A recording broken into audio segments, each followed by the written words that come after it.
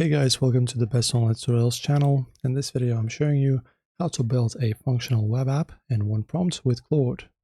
So guys, to successfully spin up a complex web application in a single turn without Clord outputting broken fragments, your prompt must force a monolithic single file architecture. Clord cannot link multiple file directories live, so everything, the state logic, styling and data components, must live inside a single container. You can just go ahead and open up a fresh chat and type in high density execution focused prompt structured exactly like the template I just pasted on my screen. And after that, you just hit enter. Claude will recognize the scope, bypass raw text output, and immediately trigger an interactive artifact window on the right side of your screen. Okay, and also important guys, the second the compilation loader completes, your application is live.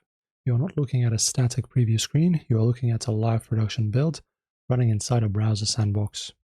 If you notice an optimization error or want to stack a brand new feature onto the build, do not jump into the source files yourself. You can just turn back to the left-hand conversation thread and issue a precise modification command like this.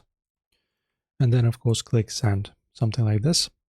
And Claude will seamlessly rewrite the background framework and hot reload the preview canvas with your new utility layer active within seconds.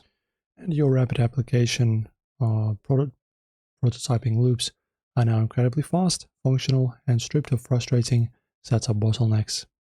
That's it for this one, guys. As always, enjoy and see you soon.